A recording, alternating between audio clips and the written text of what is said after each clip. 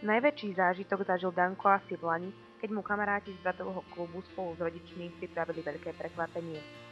Zobrali ho na ľad a mohol si zachytať v ich bráne. Tak sme obliekli do výstroje, dali sme mu hokejku do ruky, prilbu. Vlastne on len na tých kolenách alebo na nohách by sa neudržal. Jeho to veľmi bavilo, ale nejako mu nešli tie strely, keď som mu jadával, to mu nejako nevychádzalo.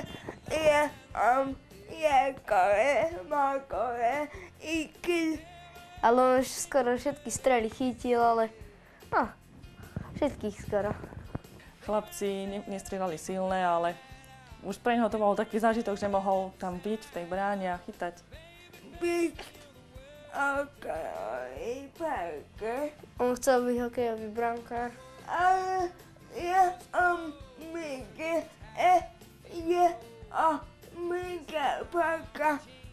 Ale ja som myslel, že to je menšia bránka, ako to vyzerá. Ale je oveľa väčšia, ako si myslel.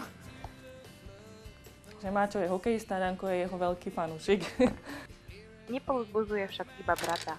Jeho zaťaté prsty si cenia mnohí hráči NHL. Je ich fanúšikom, priateľom, ba dokonca aj maskotom. Má veľa kamarátov medzi týmito slovenskými, ako čo hrajú v Slovenskú ligu medzi hokejistami. Moja kankora. Mesároša. Gaboríka.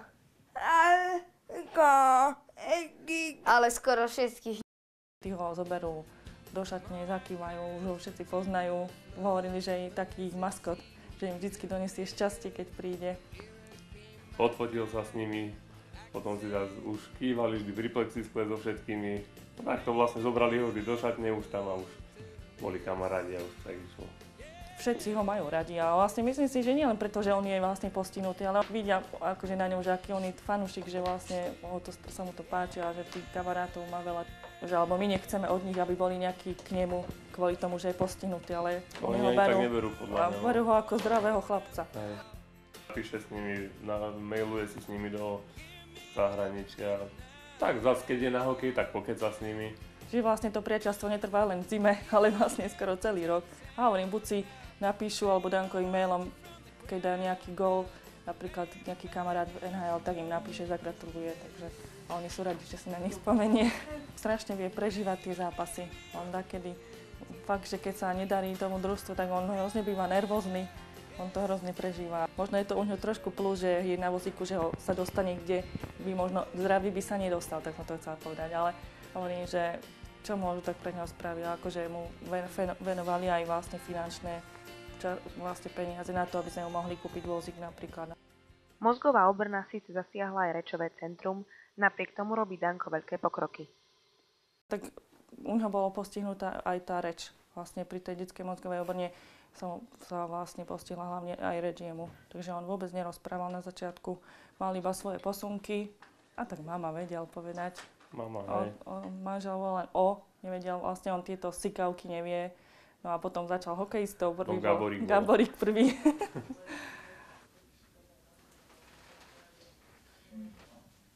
Ja mu všetko rozumiem a keď fakt ani ja neviem, tak mi napíše. Ale väčšinou to píše do vzduchu, nie na papier. Už viem vlastne ako do vzduchu, alebo takto on si zvykol na nohe vždycky písať. Pireneja, Keďže hokej hrávať nemôže, začal sa venovať inému športu. Danko vyniká v boči. To je niečo na spôsob petangu. Vlastne on to začal veľmi skoro hrávať. To sme boli tiež radi, že vlastne taká možnosť je hra, aby deti na vozíkoch mohli niečo hrávať, takže vlastne začal tomuto venovať. Máme 2-krát do týždňa tréningy. Nie sú tam len deti detskou mozgovou obrnou, ale aj iné postihnutia, čo sa týka detí, ale musia byť na vozíkoch. Nemôžu sedieť na inom len na vozíku. Ale získal už veľa ocenení. Vlastne od malička sa mu už podarilo hneď na prvom zápase, boli druhý na majstrovstvách Slovenska. Takže on mal viac menej aj šťastie. Keď bol aj taký malý, tak sa mu podarilo. Vlastne mal tam tých pohárov veľa diplomov. Okrem vlastných ocenení má Danko jednu závidenia hodnú zbierku. Jeho hokejová vášeň zaplnila celú detskú izbu. No, hokejky napríklad, aj tam sú. Fotky, dresy, puky. šály, čiapky. Ten hokej, to je jeho taká srdcová záležitosť, to určite. Keby mohol, tak by skôr asi ten hrával. A myslím si, že by bol aj dobrý hokejista.